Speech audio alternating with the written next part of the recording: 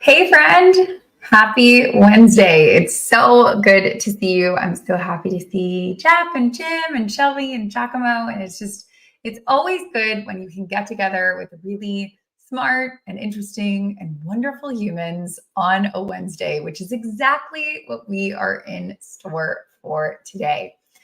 If you are listening on your favorite podcast network, just pretend that we're all sitting together. Any links or resources or book recommendations that we say together here will be ready for you in the show notes when you are done folding the laundry or walking the dog or doing the dishes. Don't worry, just sit back or relax, and you can listen to all of these tips and tactics and resources without having to necessarily worry about what was that link again or what was that called again. And we got you. No worries.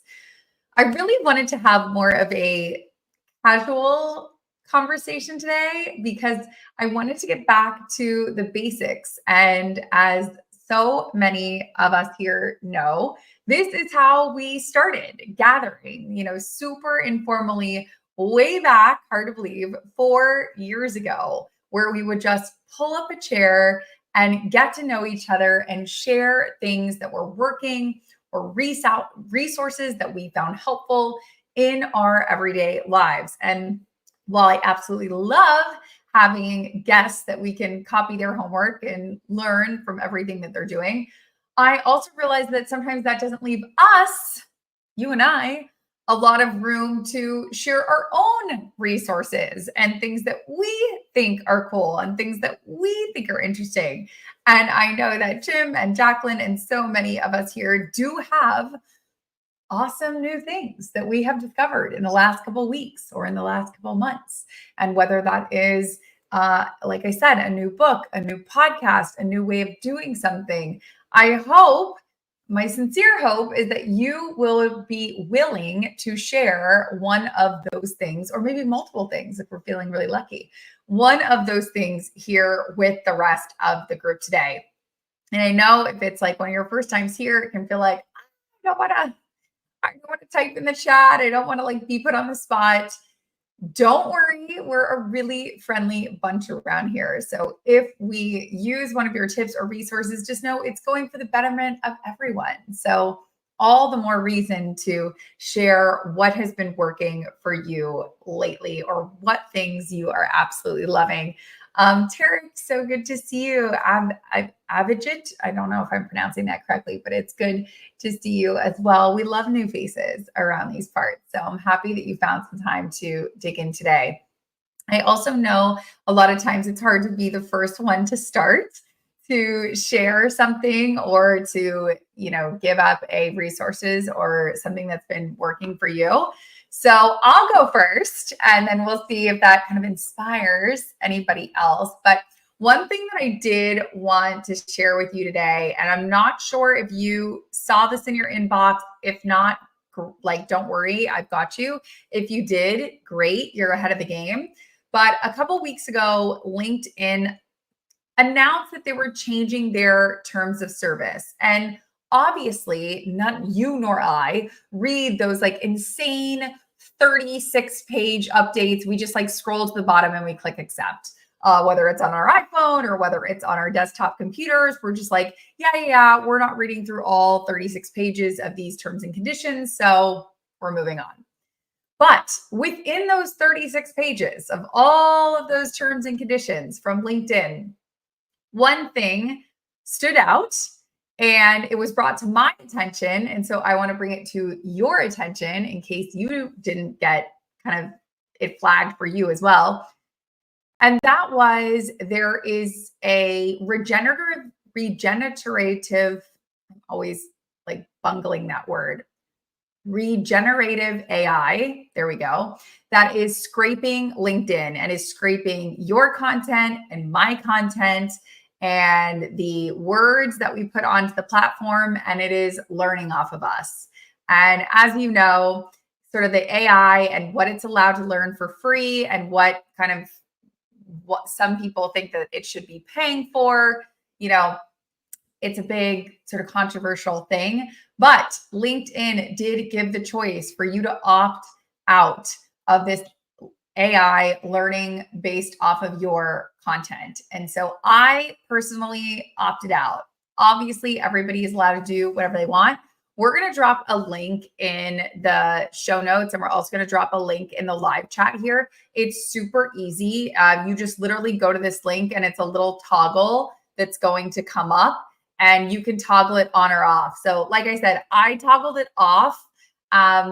Honestly, I'm just like not crazy about LinkedIn's AI learning off of the, hundreds and hundreds of hours, if not thousands of hours that I have put into like making my content great and providing valuable tips and tricks and tactics.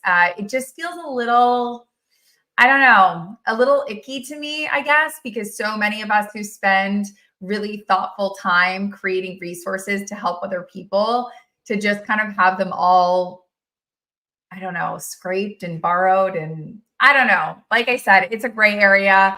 I'm still just kind of feeling my way through the whole thing, but wanted to pass that message onto you, pass that link onto you if that's something that you have seen or haven't seen. I don't know. Like I said, it made me feel a little, I don't know, weird, icky. I don't know what the word is, but I shut it off. So, but you do whatever works best for you.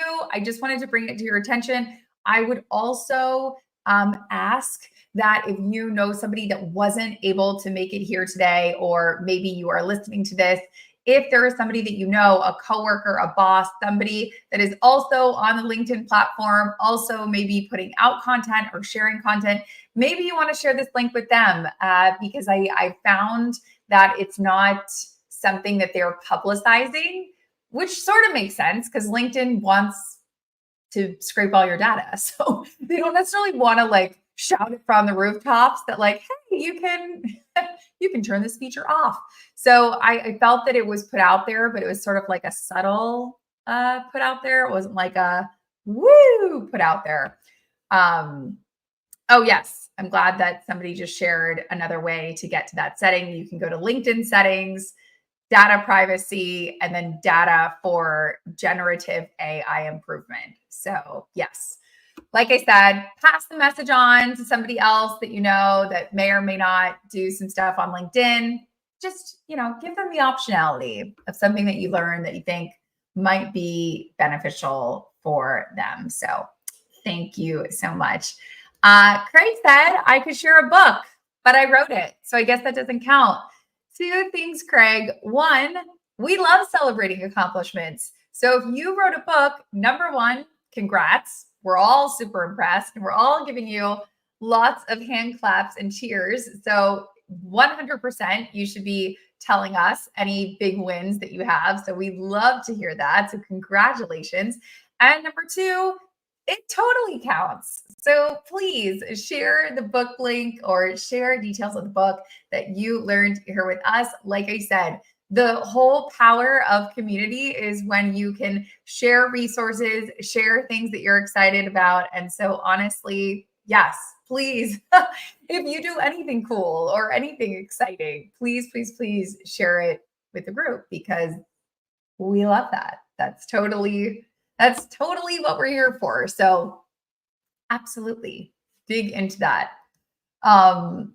Another thing I wanted to share that actually just last week, I was on a panel. I went to the University of Florida and graduated from there in 2008. Hard to believe, but University of Florida came to Austin, Texas, where I currently live.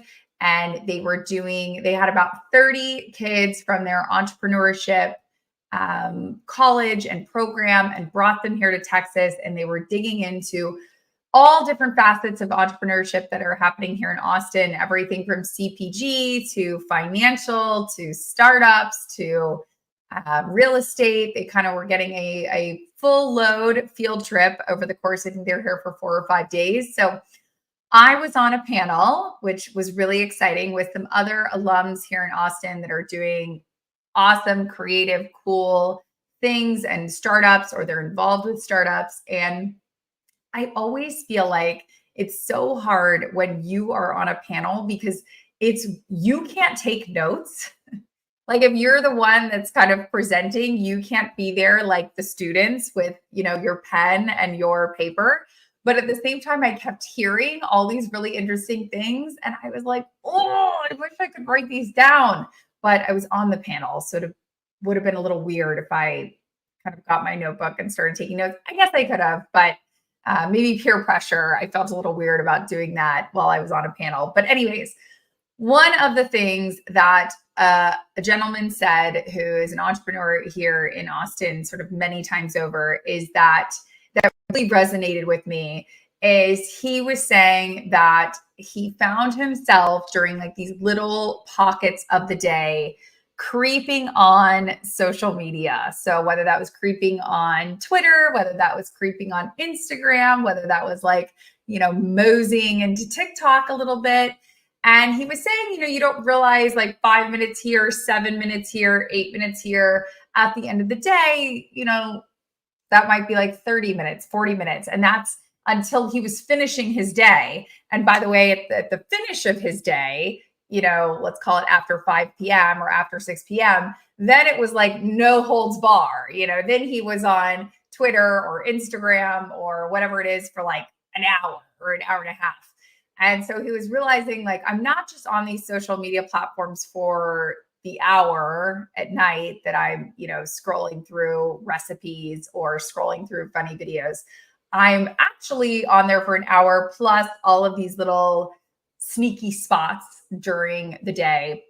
And he said, I've tried a bunch of different tactics to kind of curb this, leaving my phone in the other room, turning my phone off, deleting apps from my phone, like all these tactics that he was basically like, I'll tell a fast version of the story. He was basically like breaking all the rules, right? Like he would delete the app and then a few hours later he would re-download it. Or he said he was going to leave the phone in the other room for the afternoon, but then he kind of snuck out and got it 2 hours early. So he just kind of found himself cheating on himself, cheating on the things that he said he was going to do. So anyways, he was like, but after, months and months and months of struggling with this and trying all these different solutions, I found one that has been amazing. And I was like, tell me more, because in my head, I'm like, I've not tried all the tactics he used, but I've definitely tried a couple of them.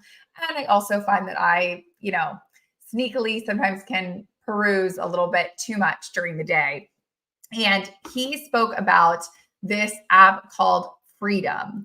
And he said there were two unique things about this app. I don't know if you've heard of it, but I thought it was interesting. Two unique things about this app.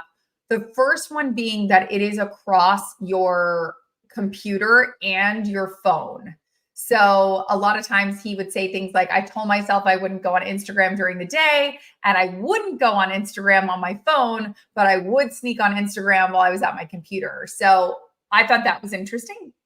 It's both your computer and your phone that you can kind of lock yourself out of.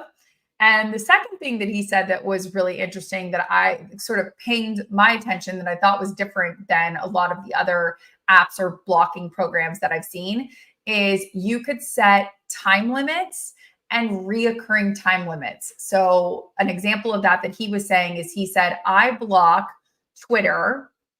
That was one of his like big culprits, or X, whatever you want to call it.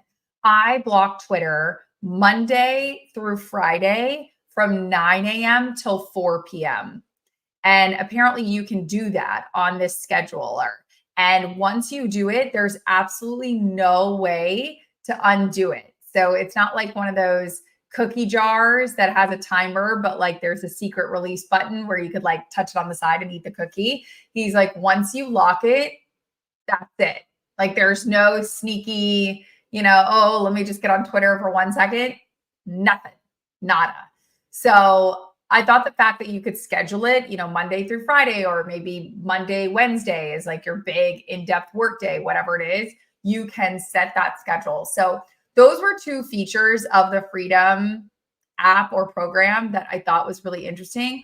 Full disclosure, this panel was last week and I went to see my family in Florida this weekend. So I was kind of like tied up with family stuff and I just got back to Austin yesterday. So I have downloaded the program, but I haven't actually set up my parameters yet. So I'm passing it along with the full disclosure of this guy totally sold me on it. I was like, wow, he sounds like he really kind of went down the rabbit hole on this. Like, let me just copy his homework because it sounds like he's done the work.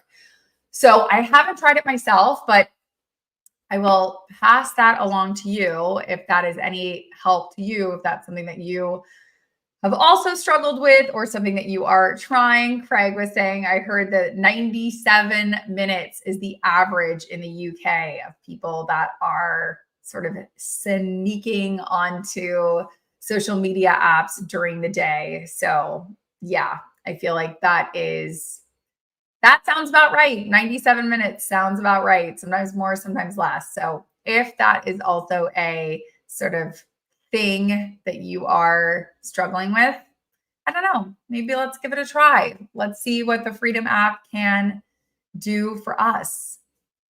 I see a tip in here that I absolutely want to get to because I myself was thinking about doing a post on social media soon all about I'm trying to curb my Amazon usage. I don't know about you, but I feel like our friend Jeff Bezos, our good buddy Jeff, he has enough money. I think he's good. The yachts, the planes, the houses, our friend Jeff's doing great. But I also know that like any addictive drug, it's hard to stop all the way. Like there are times where, yes, I do order things from Amazon and I sort of hate people who like everything has to be black or white. Like there's no nuance where they're like, Kim, you said you were trying to like get off Amazon. So like naughty, you ordered those garden supplies off Amazon. It's like, relax, Nicole. Like there's nuance here. Okay. Like I'm trying to get off Amazon, but like there's going to be some slip ups. So, one of the things that I keep telling people, I was talking to a friend actually over the weekend and she was telling about this new audiobook that she's listening to and blah, blah, blah. And she started saying Audible, sort of synonymous with her audiobook. And I said, hey, I don't know if you know, but about this is true.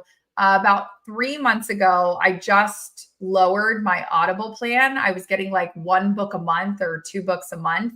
And I started easing off to get a book every other month. And actually this month, I'm going to cancel it altogether because I started to wean myself off Audible, which is owned by Amazon, our good friend Jeff.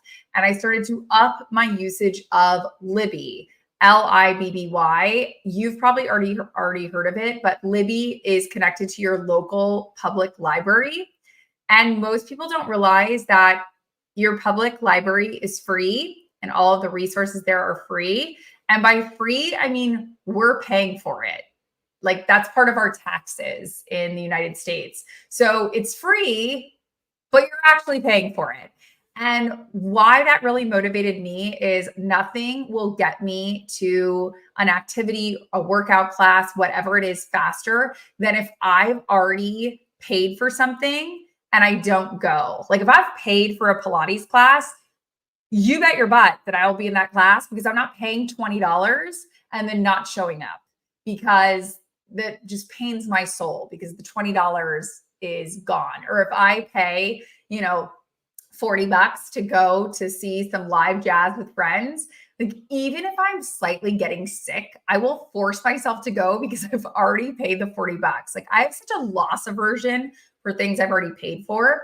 And the minute I learned that we have this Libby app and we can be getting Audible books, audiobooks, the same exact ones, by the way, that are on Audible, I was like, wait a minute, my taxes, like I'm paying for this. And yet I'm not using it. And I'm kind of doubling up and also giving money to our mutual friend, Jeff. And I was like, Jeff has enough money. Jeff doesn't need more of my money. And so I am slowly going off of Audible and instead getting all of my Audible books through Libby. So highly recommend. And I say all that because we have this excellent tip that came through. I got connected to a free library that publishes a lot of good books in PDF form. And it looks like the website is called Trade Pub. I don't know. I can't click on the website because we're on this live, but we love anything that involves a free library or a free resource or free books in PDF form. I love it. I also know I've talked about it ad nauseum, but I will continue to die on the hill. That is bookshop.org. So bookshop.org, once again, instead of going to our mutual friend Jeff's website, amazon.com, and saying, oh, I want to send Jeff this book. Let me go on Amazon and get the book and send the book to Jeff, and Jeff's going to love this book. Instead of doing that, you can go on bookshop.org. You can look up the exact same book, only instead of it sending from Amazon's fulfillment house, it will send from a local bookstore near where that person lives. So once again, putting the money back into local, community-owned resources that are right there where you live, as opposed to our mutual friend Jeff, who once again, I think we can all agree, has the boats, has the yachts. Like he seems to be going well. So I don't think we need to necessarily worry about that. Oh, but I love this other resource that Jeff just told us about because I have not heard of this. Jeff is saying Libby for books and Canopy for video streaming. Both are connected through the public library. I've never heard of Canopy. I'm going to have to look this up because I have absolutely no idea what that is. But yes, we love this. I love that other people like Stanley is like, yes, Libby. Okay. You guys are probably just more in touch than I was. I feel like Libby is something I just kind of learned about in the last 6 months. And now I've been religiously kind of on the Libby train. I will also give this Libby hack. I don't know if I endorse this, but I will just tell you this. So I have a friend who recently moved to Austin. However, we lived in New York together. So she still has her New York Public Library card and account. However, she moved to Austin. So she also got a library account here in Austin, Public Library card and number. However, for one reason or another, it doesn't seem to ever be sort of expiring. She now holds 2 library cards, the library card in Austin, as well as the library card back in New York. Both of them seem to be on, both of them seem to be working. Here is the little trickety hack. If a book in Austin is on back order and she's like, I'm making this up, number 43 on the audiobook waiting list, she will toggle her Libby from Austin into her New York, old New York address and see if there is a less of a wait time, if she can get to like number 9 on the list. And then she will order it through her Audible book, through her New York Public Library. Again, I'm not endorsing this because I think it's probably a little bit like, I don't know, are you allowed to have 2 library cards? Maybe that's a good question for Google or ChatGPT. Maybe you are. And if you are, by the way, if you're traveling for the upcoming Thanksgiving or Christmas or Hanukkah or New Year's or whatever, and you're going back to your hometown or your in-laws or your friend's house or whatever it may be, maybe get a public library card from Cincinnati or wherever you plan on going. I don't know why you're able to do that, but maybe we should look into kind of like what that is and what you're able to do. Oh, thank you, Jeff, for adding this description because I didn't know, and I'm sure other people did not know either. Canopy has a ton of foreign movies and BBC content, which is so great because I know that there's a lot of BBC shows. There's actually a BBC show I really want to watch, and that's because Maggie Smith, who's like one of my favorite actresses, she's in Harry Potter as well as like a million other things. She recently died. I mean, she was older, but I was sad when Maggie Smith died. Anyways, she did a TV show, like a mini series special called Tea with Dames. And it was like Maggie Smith, Judi Dench. There were 4 women. I'm blanking on the other 2 names. Anyways, it was on the BBC. And so thank you, Jeff, because I actually have written on my to-do list, wherever it is, figure out how to watch it. because I was like, oh, am I going to have to buy this from like Apple TV or something? And which you can buy it. But yes, if I can go to Canopy through either my public library or another system and watch my Tea with James, that would be much better than trying to figure out how to buy it from, Apple TV or something. Giacomo wants to know for anybody here, so I'm kind of opening it up to everybody. What is the best book you have heard of or read recently? So, best book. I will confess that, as you know, I try to do a steady diet that I like to call like carrots and cake, right? Like carrots are my smart books, the books that make me better, the books that make me better at work or a better person. Not always self-help books. Sometimes it's a book about sales strategies or, productivity or something like that, kind of like my smart books. And then I have like my cake books, which are like my beach reads, my summer reads. Anyways, I try to switch on and off, like toggle, so that I don't have a diet that's filled with cakes instead of carrots. But I got to tell you, as we got into like August, September, October, all my friends had told me about so many fun, like summer beach reads and stuff that I had a lot on my. Oh, by the way, I learned that if you have a lot of books that you've been recommended, you have a TBR list, which is to be read. So, fun fact, you can just say, oh, that's on my TBR. It's a TBR list, to be read. So the kids are saying these days, guys, we got to keep up. So my TBR list was very long. And so I had to catch up on it. So a lot of those TBRs were like fun reads. And so I just finished on my plane ride yesterday, the new Emily Henry book, Funny Story. It was a total like rom-com beach read. I think I finished it in like 4 days. It was like quick and easy and fun. All that to say, I was told myself like, okay, Kim, you've had so many of these like fun beach reads. You need to have like a smart read. But then when I was leaving Florida yesterday, my mom just finished The Housemaid by Frida McFadden. So of course she gave it to me. And now I'm like, well, now I have the book. So now I don't really want to read one of my smart books when I have this like super awesome fun book that my mom passed along. So yeah. I think I'll try to motivate myself to read something smart, but hopefully you have some good smart recommendations, because I have lately just been doing total beach reads, candy reads that are fun and adventurous, but definitely not on the making yourself better list.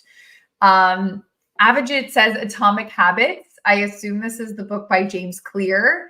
I've read this book. It was awesome. I totally agree. Highly, highly recommend. It's also probably one of those books, now that I'm thinking about it, that I should probably reread. I think that's probably a good reread book now that I'm thinking about it. Like I could probably read that again and get another sort of like tip or nugget or refresher. So that is a good point. Thank you for bringing that up, because I have that around here somewhere. So I may give that another read. Oh, Shelby said the Jan Rutherford's book. Yes, I also have that, but again, I was too busy with my TBR beach reads, but that is on my TBR smart list read. So absolutely, if you missed it a few weeks ago, we had Jan Rutherford on. He has an awesome new book out all about sort of self-reliant leadership, self-reliant strategies to make you a better leader. So absolutely, that is totally, totally, totally on the list. Stanley says Lockwood & Co. I guess that was a show on Netflix. Netflix canceled it on the first season, so I'm finishing it by book now. Okay, I've never heard of Lockwood & Co. I clearly did not get served that on my Netflix recommendation list. I assume it's a book series, Stanley. You'll have to let us know kind of how many books are in the series or what that looks like.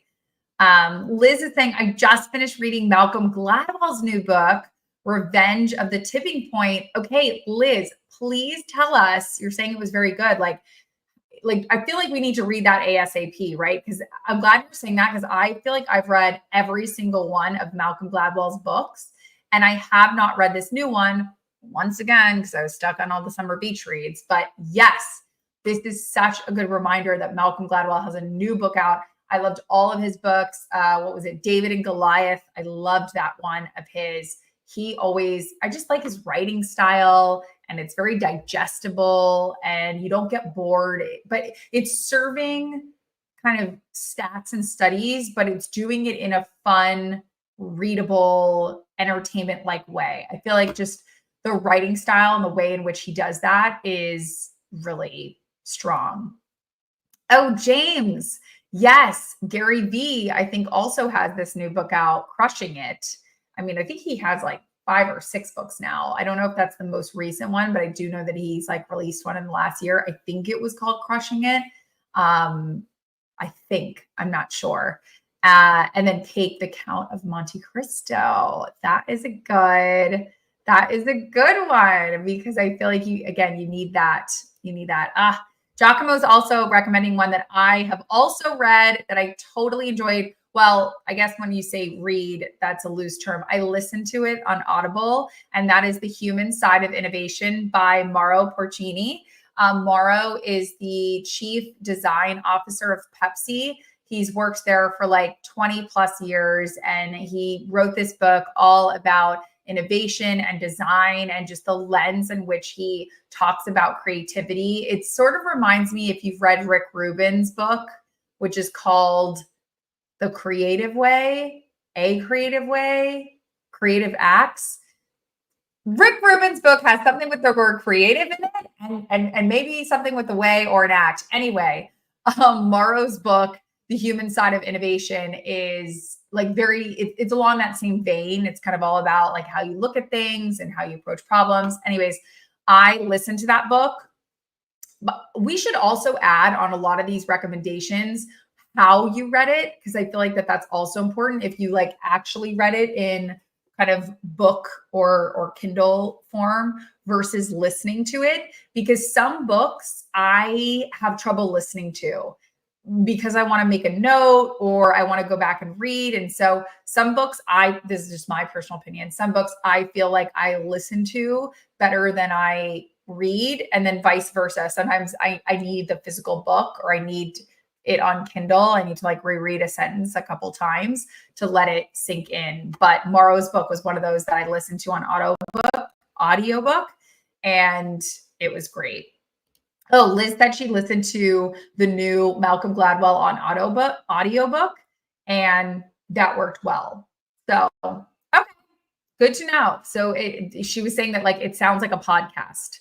So new Malcolm Gladwell book, you could read it in book form, or you can read it on Kindle, or you can listen to it on Audible. Sounds like either way, any of it can. Oh, Alex is saying day trading attention. Okay. I think that's the new Gary Vee one, Alex, right? Day trading attention. Google that for me. Yes. Yeah. Latest nugget is day trading attention. Okay. So Gary Vee, day trading attention. Let us know, Alex, if we can listen to it or if we have to read it. I feel like Gary Vee is one of those that are always on the fence. Some of his books I actually can't do by audiobook because, again, I have to like look at it. Gil is saying, I just reread the short story, Who Moved My Cheese? A great book for gaining perspective in a crazy market. Gil, I'm glad you brought this up. I feel sometimes personally attacked by this sentence because my husband says this to me all the time when I'm getting super pissed or like annoyed by something. He'll be like, oh, Kim, somebody moved your cheese. Like, get over it. Like, this phrase, who moved my cheese? Or in this case, when he's talking to me, he's like, somebody moved your cheese. I love that. I probably should reread this book because it is something that he quotes to me. I don't say too often because I like to think that I'm very, put together and very zen. But there are times where I'm like, when I'm really annoyed by something, and he'll be like, Kim, someone moved your cheese. Like, get over it, move on to the next thing, like That's enough.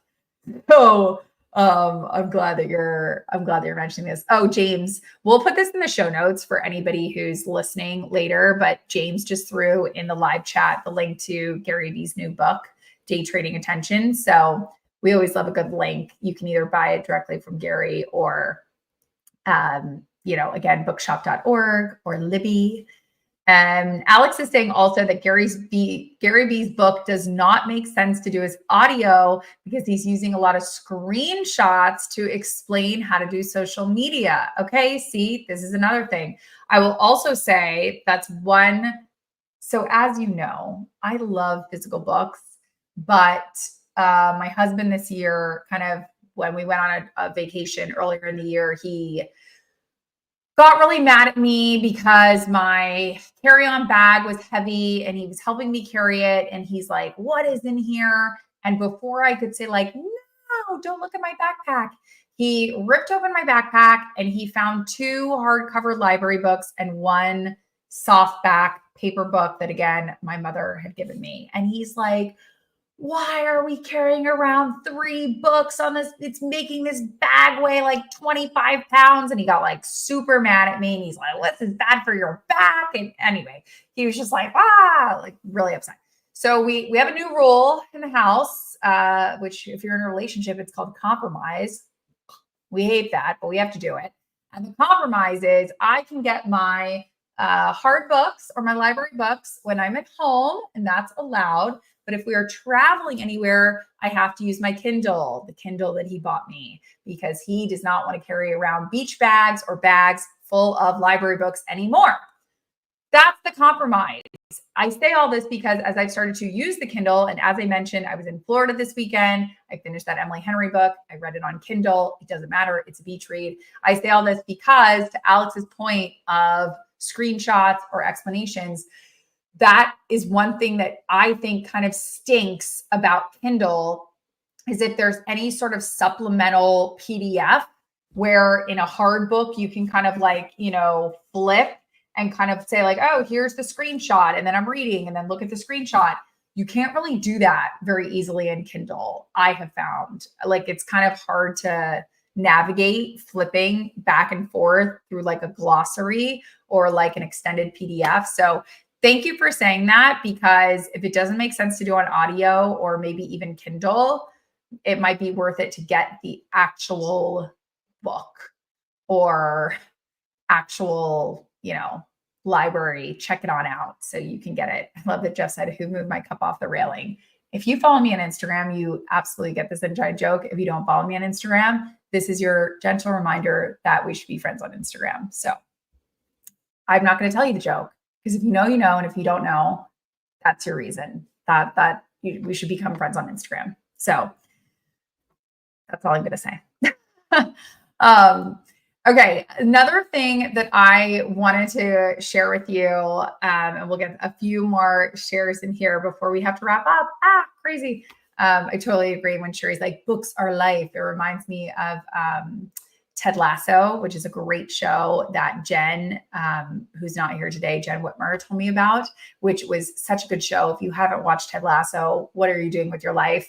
First season, so good, so cute. And one of the characters always says, soccer is life. And so I agree, Sherry, books are life.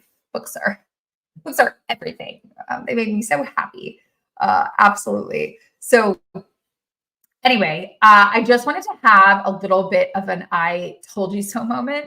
As I just told you, I'm like being a bigger person and compromising. I will now have a very small person moment, which is like, let me gloat about something I was right about, but I just really enjoy being like, I told you so. Just like, I don't know, some little kid part of me really feels good about being able to say that. So about, I don't know, maybe like a year ago, I started to notice some changes that LinkedIn was making to its platform. Mainly, I was seeing that a lot of the top editors on the platform and a lot of the sort of higher ups were getting away from hashtags, and their development teams were really investing highly in their search function. Search function being that, toolbar at the top when you sign into LinkedIn.com. I noticed that it started to become become a lot more based on descriptive words. And so whenever we do these mini workshops, I think we're doing one in the next couple weeks. Hopefully you can join. I sort of started spouting off to people like, hey, pay attention to this. This is something you need to pay attention to. Like maybe start kind of like modifying your profile, or if you're offering any services or consulting work, like maybe look at optimizing around this, because it seems like, and the example I gave in those mini workshops and the example I will continue to give because I think it's really good, what I noticed that LinkedIn was doing was really trying to compete with Fiverr and any of these websites, 99 Designs, for example, any of these websites where you can hire, whether it's people that live far away or globally, a small amount of money to do a little project, like, designing something or doing something. They were trying to compete with those search engines. So like, for instance, if I were to sign on to Fiverr or I were to sign on to 99 Designs and I said something like, create me a logo, LinkedIn's search engine was starting to become more and more optimized for phrases like that, like help create a logo or how to get a raise or things like that. And what I realized also, this is like totally nerding out, but LinkedIn is owned by Microsoft. Microsoft is a publicly held company. They have quarterly shareholders calls. So some of those, if you look up the recap notes or the design, they talk about obviously their goal for shareholders is to, make them more money and make the company more profitable. And so they're always looking at ways, LinkedIn is always looking at ways like, what new businesses can we take over? And one of my hypotheses was that LinkedIn was going to go after like 99 Designs or go after Fiverr and try to kind of steal some of that business off of those websites and pull it onto LinkedIn. And sort of like a lot of the development teams and the features that we're rolling out were all pointing to like that, the fact that you can now add, there's a services function on your LinkedIn. You can do inquiries through LinkedIn. Just a lot of the stuff was starting to move towards that. And I saw it with my little eagle eyes. And I was like, this is becoming a thing. I was like, no one has announced it. No one's talking about it, but like my spidey senses are tingling.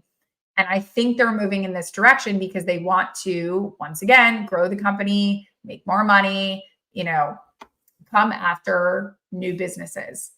So imagine my squealish delight, my little inner squealing child, when just a few weeks ago, LinkedIn basically fessed up and was like, yeah, by the way, we're totally sunsetting hashtags.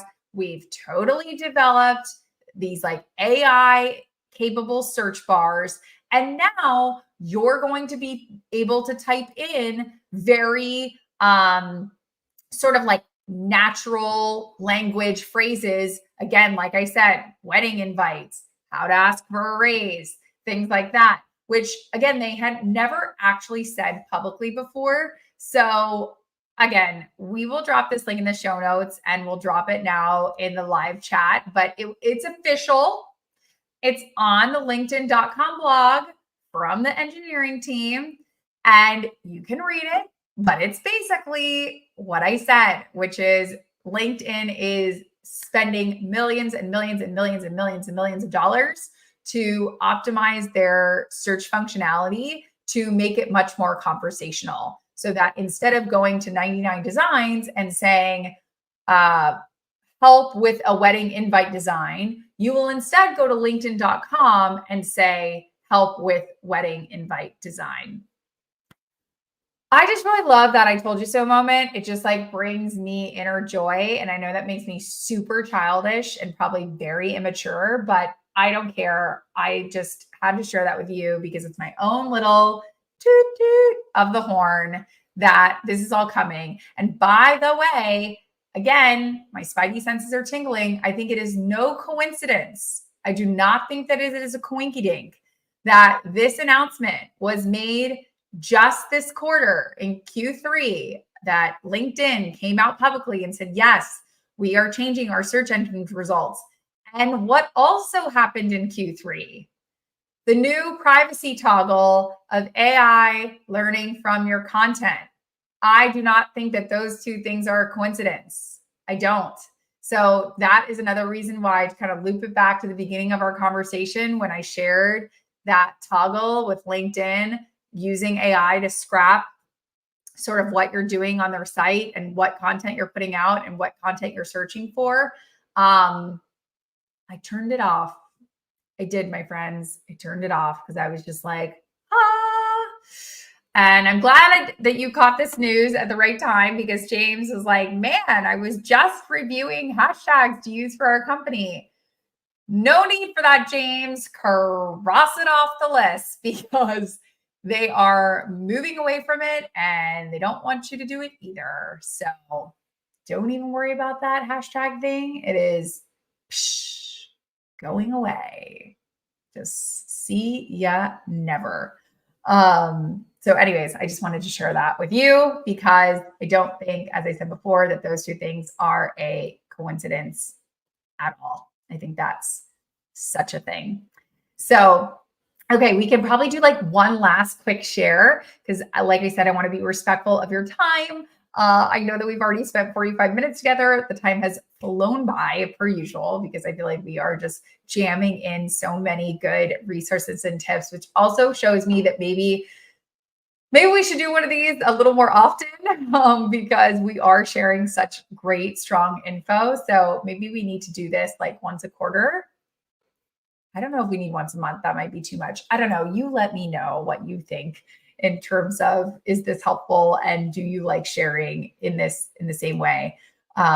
Because if it is, then we will obviously do it more as well. So let's dive into one more thing before we kind of dig out. And I want to take this one from Jeff, because I think it might be something that everyone is feeling as we kind of barrel in to the end of the year. I mean, believe it or not, in 2 weeks, we're going to be in November. Holy jamolies, like November, December, the end of the year, we're going to sneeze and it's going to be December 30th. And we're going to be like, oh my God, December 31st is tomorrow and it's the last day of the year. So I think we are like right there. And Jeff is saying, how do you thrive when dealing with uncertainty? I would love to hear some tips. So if you too are feeling a little uncertain as we kind of barrel into the last quarter of the year, uncertain about where the next couple months are going to go, uncertain about next year, uncertain about how to kind of close out the year, would love to hear some tips or tricks or tactics that you are using that help you deal with uncertainty. I will offer a tip, and by a tip I mean a resource, which is I subscribe to the Tim Ferriss podcast. You might subscribe to them as well. However, if you don't, I want to say about, I don't know, maybe it was 4 or 5 episodes ago, Tim did a solo episode. And the solo episode was about things that he does at the very beginning of his morning. I'll get what the episode was called, but again, it was one of his last solo ones. It was in the last couple of weeks, because that's why it's fresh off my mind. And he talked a little bit about, he touched on uncertainty, but I thought that he did it in a really interesting way. He basically said that he woke up in the morning and he would get out a physical pen and paper, and he would write down all the things that were making him anxious. And he would kind of get it out on paper. And by the way, when I hear like, how do you thrive when dealing with uncertainty? Uncertainty makes me feel anxious, because I like to be very organized and I don't like uncertainty. So that, I feel like for me, the word uncertainty and anxious kind of go hand in hand. They're little terrible twin sisters. So anyways, he woke up and he sort of wrote down all of the things that he was anxious about.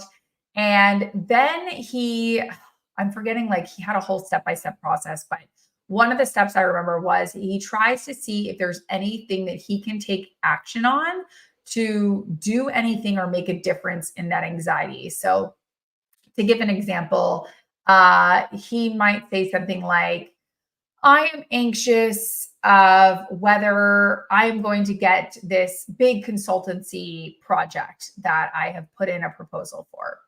And he would kind of say, well, is there anything that I can do to kind of ease that anxiety? And he might write out something like, I am going to take the time to connect with all 18 people that work at the small company whose proposal I, sent in my thing to. So basically, kind of regaining control, which is, let's be honest, it's all about like control and uncertainty and anxiousness. Just learning if there were little small ways that he could take action. And then sometimes he was like, and if I can't take action, if it's totally out of my hands, just taking a moment to recognize that. I asked someone to the dance. There's absolutely nothing that I can do about the uncertainty of if they will say yes or no, because I cannot like climb into their brain and program them to say yes to come to the dance with me. So he even said just doing that exercise was really helpful. So again, my sort of resource to throw into the ring with all of you when hearing the question of how do you thrive when dealing with uncertainty is to listen to that Tim Ferriss episode. Jeff solved the problem per usual by putting the link in the live chat. Again, if you are listening to this on audiobook while you are folding laundry or walking the dogs, all of these links that we have been mentioning will be in the show notes. So don't worry, keep walking your dog, pick up the poop. We see you.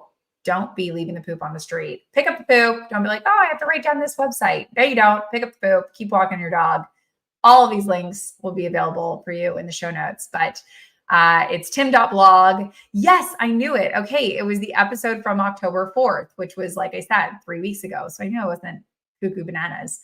And it was all about productivity tactics. And so in that productivity tactics episode, he talks about uncertainty and he talks about anxiousness. So absolutely give that one a listen. That is a good one. I also love, this is a really good tip as well. Write down all of the things that come to mind in 2 columns when it comes to what you're thinking about, or almost kind of like brain dumping. One column lists out what you can control. And in the other column, you list out the things that you cannot control.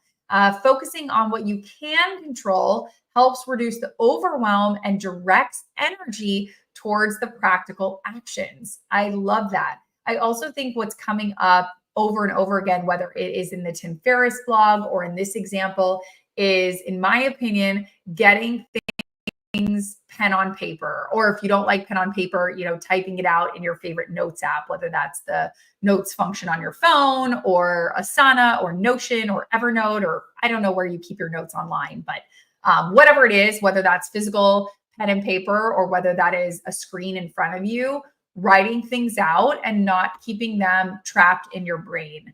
Trapped in your brain is a recipe for disaster. You just don't want to do that. Your thoughts, some thoughts belong in your brain, like she smells and he looks bad and boy, did she gain weight. Those thoughts, those stay in your brain. We don't want those thoughts coming out. Other thoughts, like I am anxious or I'm uncertain or I'm feeling a lack of control, those thoughts we do not want in your brain. Those thoughts we want out of your brain. We want those on paper, on a screen, out of your head, out of your mind, because it is only there that you can really start to gain control or gain an idea of what actions you can take to alleviate some of that anxious, uncertain energy that you might be feeling. So, and like Giacomo said, baby steps, always the answer. Baby steps, no matter how small, always can help point you in the right direction. So writing things down, getting them out, doing those baby steps, so important. This was awesome for me. I don't know if it was awesome for you. You will have to let me know if it was awesome for you. But this for me was beyond helpful. I loved sharing all of these resources with you. The 3 that I shared as a reminder were: 1, how to turn off the AI scraping on LinkedIn, if that's something you're interested. 2, the Freedom app, which, like I said, I've downloaded, but I'm going to start trying, probably playing with tomorrow. So I'll have an update on that. And 3, the fact that the search functionality on LinkedIn is changing. So don't worry about hashtags anymore because they are the way of the wind. They are out. So I loved all of this that I shared with you. I loved everything that you shared with me, the amazing book recommendations, everything from your public library that we might not know about.